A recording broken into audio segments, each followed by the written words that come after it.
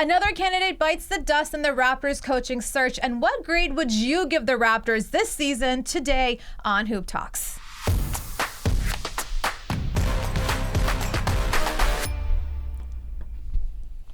Welcome, ladies and gentlemen. I'm Noor Zainab, Crina Mustafa, Jelani Goodridge-Reid, and Justin Pooni. If many of you know, maybe you don't know, the Raptors had a massive line of candidates that they were looking at to get to be the next head coach of the Toronto Raptors, obviously. And one of them was going to be Adrian Griffin, part of Nick Nurse's coaching tree. He has been the assistant for the Raptors the past 5 years, but no longer will he be the assistant. Family, because he just got picked up by Giannis Antetokounmpo and the Milwaukee Bucks. He beat out Kenny Atkinson. Nick Nurse seemed to have pulled out last minute. Pause. But apparently before he pulled out, Giannis had a sit down with the coaches, with the candidates that they were inquiring. It's okay, relax. A little joke, you can laugh at it. It's all good. He still paused at it, but it's all good. They were looking at Kenny Atkinson, Nick Nurse, and then also Adrian Griffin. And then after Giannis had their sit down with them, seems like at some point Nick Nurse pulled out, and that's how we are going to have Adrian Griffin as the next head coach. So the first question I have for you guys, Jelani, start with you. Why do you think Nick Nurse pulled out of the gig? Well, I'm not sure. Maybe he wanted to help out his boy. Griffin, he's tried out for years trying to get that head coaching job, get a spot. And these are tough jobs to get. There's only 30 of them, right? Yeah. So he never had that opportunity. Maybe Nick was like, you know what? There's probably a better situation out there for me. Philadelphia, maybe. Phoenix, maybe. I don't know. And Griffin, he was a finalist. So maybe Nick was like, you know what? I'll back out. You guys seem like you like what AG can provide. Giannis, he's spoken highly of him as well, so that might have been what happened in the process. I'm very excited to see, though, what the Bucks will look like under Griffin. I think Griffin will do a good job. Initially, people might be like, who's Adrian Griffin? Like, the name doesn't really move you as other candidates out there, but I do expect him to do a good job.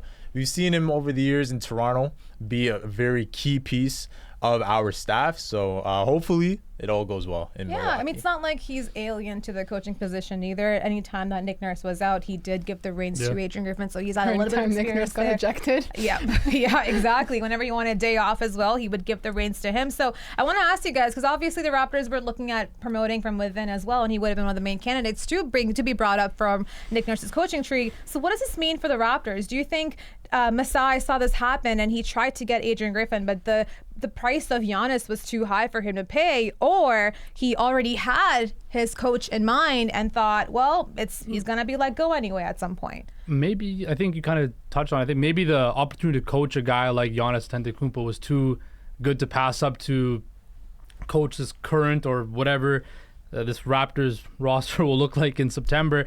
Now where do they go? I keep on hearing Jordi Fernandez, the assistant out of Sacramento. The Kings, yeah. Yeah, I keep on hearing a lot Canadian. of noise. He's Canadian as well. You're right. So I think he's plus 750 right now on most betting sites to get the job. He's another name that's been a lot out there. Of course, we know the success that Sacramento had this year. They kind of follow that, that under that Warriors tree with Mike Brown, who played that exciting brand of basketball, the kind of brand of basketball that Masai Ujiri wants to get back to. So I think that could be a name to watch for. Again, we keep on hearing Steve Nash's name in the news. It sounds like they're almost like targeting offensive coaches, is it not, Crete? Like they're going after Kenny Atkinson, who was obviously he helped the Golden State Warriors get to where they are. Now we're looking at the Kings as well. So do you think we're trying to see the direction that Masai might be leaning towards when the next season comes around? I think part of it, and I think like this Adrian Griffin news kind of maybe confirmed a little bit of it for me, is that the Raptors are looking for a very fresh start. Yeah. They're looking to start. I mean, that's what I want, at least. I don't know about you guys, but I think in at this point where they need a fresh start on multiple parts of sides of the floor, pun intended, whatever. But I don't know what I think I'm like with Kenny. I know he's been like in all the discussions, but like the fact that he didn't get the Bucks job either, it makes me wonder, is he actually interested in being a head coach? Because like wasn't he supposed to be like the Hornets head coach, and then he ended up pulling out? Like, I don't know. And even with Nick Nurse, like, do they want these jobs? Like, because like even with like the Raptors, I feel like if Nick Nurse had pulled out for Adrian Griffin to get the job, then could the Raptors not have hired Adrian Griffin anyway? Like, could he have not have gotten that job? It's really weird on what's going on with the Nick Nurse front. I thought he would have got hired already by now. Like Jelani mentioned, he could be saving for a new job. Potentially Boston could be looking for a new head coach. Seeing what happens. Just Philly. think, I feel like it's also kind of like in Nick Nurse's hands. He has the balls all in his court, and everybody kind of wants him. They understand what he's capable of. But there's a I lot don't know of because there's other too. quality candidates out there. So Yeah. I don't know if Nick doesn't really have the ball in his court But he per made se. the finalist for most of those teams, Yeah. right? And I think he's still meeting with the Philly, with Phillies. Suns. He's got a second interview with Philly, I think. I still look week, at Phoenix, man. If for Nick, I've been saying Phoenix. That's my expectation, but I don't know because other guys are out there like Monty. Could the Clippers I job don't know. open up eventually? Clippers I don't job? Well, we heard stuff We've been about hearing Ty Lue maybe wanted to move. linked. He was linked with Milwaukee before. He's linked to Phoenix so as well, So right? I don't know. I don't know what's happening there. But as we know, as you mentioned, Curry, this season has not been fun to look back at. This is why I think everybody is looking for a fresh start. But sorry, guys, we're gonna have to go back and do a little like memory lane Oh, walk no. right now. I'm so sorry, but maybe just for the next 10 minutes, okay? So I thought it'd be fun to look back at the season. Not sure who's gonna be returning. Not sure who'll be bringing back on. But all we know is that the season happened. Was it good? No. Did it though? But let's just not go there. But I thought we gotta look back. We gotta see what we came out with, what people learned through, and let's look at the starting 5 and 6. Okay, so let's grade all these players and just what their tenure had been the past season and how they came up with the Raptors. So start with Pascal Siakam, the main guy. Jelani, what grade are you giving Pascal Siakam on this season? I really didn't want to give anybody an A, but I'll give him an A minus. What? Yeah, this is my report card right here. Yo, you're one of those teachers that's like, I am. Look, I am a nice teacher, okay? But he was the only bright spot that I really saw. We'll talk about Jakob Poeltl soon. But Pascal, without him, we're even worse than what we were. He kept us afloat. He was an all-star this season. So you have to give him that credit. You have to give him... Look, it's tough to be an all-star. I know the voting is all over the place nowadays, but still. And... at the end of the day, he was in discussions for All-NBA. He was. You cannot deny that. Yes, he did not make the team, but he was in those discussions all year long. The Raptors, without Pascal's offense, specifically that offense, 24-ish a game. He was in that 23 to 25. Yeah. 24.2. Without him and without what he was able to do, because we were dealing with injuries, we were dealing with rumors and all that foolishness, that really hurt the team around him. So without him, we're in the bottom of that lottery. It's very true. So I'll give him an A minus.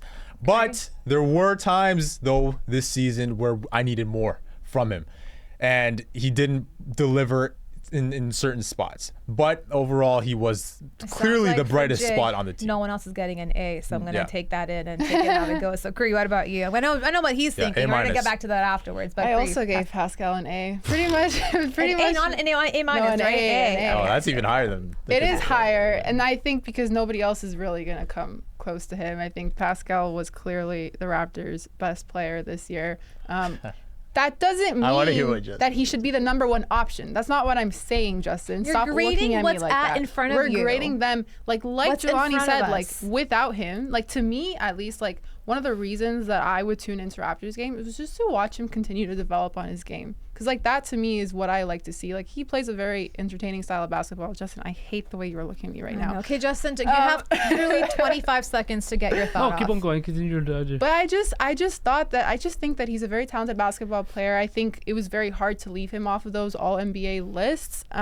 So yeah, I would give him an A. Hey guys, if I start cutting you off real quick, I'm so sorry. I don't mean to. I care about your answers, but you have 25 seconds. Let me ask you this, right? You're starting with the I'm- question? You're hold starting on, with the hold on. question. I asked you for your It's grade. my I'm asking you for your grade, Justin. We don't have the time. expectations were to make the playoffs, right? Expectations for Pascal Siakam to be an all-star, all-NBA player. Did he meet those expectations? All-star. No. Yeah, just Did he said meet those all-star. expectations? He was an all-star. Was he an all-star this year? Look, man, he played like that. Was he? I'm asking, was he an all-star this Are you year? asking philosophical questions? No, he wasn't. He fell short of expectations this year. The team fell short of expectations this year. So you cannot give him an A. So what are you He giving fell him? short of expectations. I'm giving you a C+. C plus. Yeah. Look, So I know. everybody else failed. I just feel like I'm not saying, hey, look, he played like an all-star. this throughout the team year. He failed played to like- meet their expectations, so they all deserve Fs. I'm not going to give them all Fs because that's not fair. Okay, But wait, what's expectations to win a the championship? expectations Only one were team this can for do this that. team to make the playoffs, was it not? Okay, that's okay. This expectation- We're gonna stop right there because we have like 6 C+, more. C+. All right, it's Jelani, Fred VanVleet. Look, Pascal played like an all-star this year. Fred, where's my report card right here? I gave him a B minus. Okay. I gave him a B minus. There were times this year where I saw Fred struggle, especially with the shooting. I think that was a real problem this season for him. And we thought that the three ball would be there. And even his mid range at times was off. But same way, I did see a change in his game. It was close to that, that rumor mill time, the deadline time, when he and Gary just picked everything up. They started playing really well closer to the end of the year. And then with Jakob, when he came in, I saw Fred play a lot better with that 1-2 man game. So I'll give him a B minus. Great. I gave him a B just because I saw strides in his playmaking and point guard skills this year, and that to me is my takeaway from him. That's what we've been looking for him in the post-Kyle era. And I honestly wasn't sure if he could make it there. To me, I was always in the position of he plays so much better as a shooting guard, not sure if he can be that offensive facilitator for the team, but I thought he did make some strides. But at the same time, he's not the most reliable, so I give him a B. That's the only guy you like on the squad, right? Fred VanVleet? Well, the first half, Fred VanVleet was a C minus. And then second half of the season, Fred VanVleet was a strong B. So it's going to balance out to a B minus for Fred VanVleet this season. I think he showed strong play at the end of the year, worked his way up. So he's definitely going to get paid now. So he gets a B minus. Okay, Jelani, Scotty Barnes. B minus as well. I don't know if I'm generous here, but I don't care. So I saw that. That's his reaction. Look, this way. Yeah, he's happy about it. There are some guys you talk about that sophomore slump. I think he avoided a sophomore slump, but as we move forward, I would like to see even more development. Where I'm gonna be generous is he's young, so he's still learning. He's still trying to understand where he fits. The Raptors are trying to understand how to figure ourselves out in terms of what he provides and the team around him, right? So I think as we move forward, you have to give him some leeway. A lot of people want to hate on this guy for no reason. I think Scotty's gonna continue to develop. I saw some things offensively this year that are needed to be worked on. I think he could get himself maybe a reliable shot. If that could happen, thank you very much.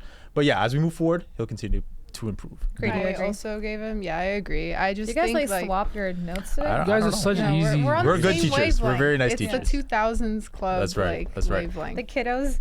Yeah.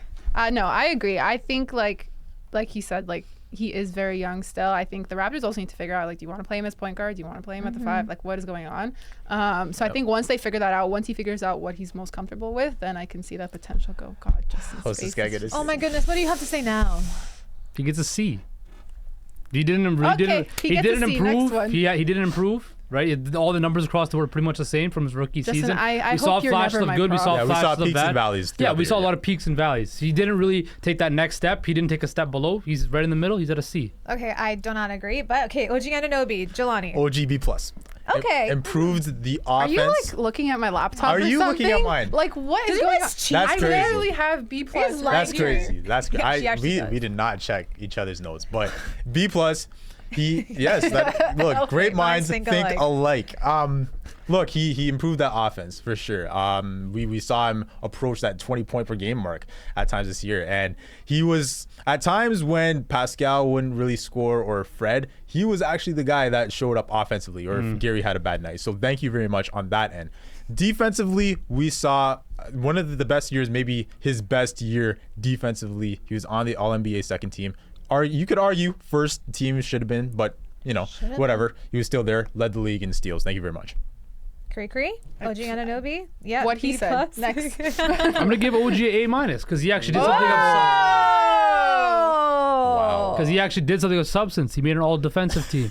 He actually exceeded my expectations in some regard. He made an all-defensive team. He did something of light that the Toronto Raptors did not do all year. OG Anunoby gets an A minus. I'm surprised he gave it an A out today. I actually think I'm about to faint, but before I faint, let's continue. Gary Trent Jr. GTJ, I said B minus for him. Please tell me that. You guys are actually you guys cheated. So no which way. one of you wasn't prepared no way. and who shared the answers? I did. I'll give my reasoning. Wow, but like I said with Fred, I saw him play really well by that deadline. And he was actually improving the defensive side as well. It wasn't just his offense. So, and I think Gary, we'll see if we keep him or not, but I would, you know, I want to see what happens there, but he did show us at times where he was a reliable scoring option. Without his scoring at times, we couldn't win games. 100% great. And I think that's part of the problem, because I'm actually not as high on him as maybe some Raptors fans are. I think if they're going to get rid of him, they need to be able to get something back, because if you think back, you lost Norman Powell. And like maybe that's just a part of me that is like biased or attached to it, but you see how like Norm has like really succeeded with the teams that he's been on since then. And so I think if you need to get something back that's greater than that, or at least matching that, because I don't think we can rely on him for the future. No, definitely not. Do you agree? Oh my God. C plus maybe. Like he was an 18 point per game scorer last year, dropped to 17. His shooting percentages did go up in some regard, but again, I didn't see enough improvement in his game to give him a B or a B minus or a B plus or an A, right? I think a C is if you just kind of, you know, it's been the status quo, or C plus has been the status quo. He hasn't done enough to improve his game. I will say his defense for me was a big thing this year. It did. I never expected Gary Trent, of all people, to defend, and then he was leading the league in steals in January. So that's massive. Thank God for that. But the last one, we got him at the trade deadline. We actually became buyers, not sellers. Mr. Jakob Poeltl, Jelani Goodridge-Reid. What's his grade? B. Because he did change the complexion of our offense and defense. As soon as he came in, you saw a different look for the Raptors. There were we started winning more when he came on, and we saw a direction, because before it was just throw the guys out there, see what happens. I think with him, we saw new sets, we saw successful sets, both sides of the ball. So I say B. I gave him an A, and I'll tell you why. I gave him an A for the spacing, for the vibes, for the nostalgia, and just finally, like, the Raptors That's the showed criteria that you're grading on? Yes, and they finally showed that they were looking to solve at least one of their problems, and that to me was like the biggest thing. And so I felt much happier when we got him, and so I think that's like part of maybe why I feel a bit warmer towards giving him an A. I wanted to give Jakob Poeltl an A minus, but I can't because of the trade and what they gave up to get him. It just sticks. It's not his fault. It doesn't matter. Look, But it's not about that. It's about him, his grade. This is my grade book, not your grade book. But your guidelines are wrong. Doesn't matter. Your guidelines are wrong. It's right in my book. This is my teacher book. It's my grade book. You failed my test then. That's the But case. we're giving the grades though. You're not giving the grades. It's my test, and you failed my test. I don't need to pass no test from you. You're like, oh well, Jakob Poeltl gets a B because of the trade that the Messiah used to acquire him. It's not about that. If you let me finish, I could explain. You started off with that, so how can I let you finish that? Here we go again. Is that you done? No, can I continue my Okay, go. Look, Jakob did a lot of great things for the Raptors. It's just spacing. You know, we saw the traditional center and just how the offense opened up, how it helped the defense. There was a rim protector, but they just gave up too much to get him. And it's at the point where he just, had they got to the playoffs, right, I probably would have given them an A. But because they didn't make the playoffs and he was the acquisition to help get them into the playoffs, I have to give him a B.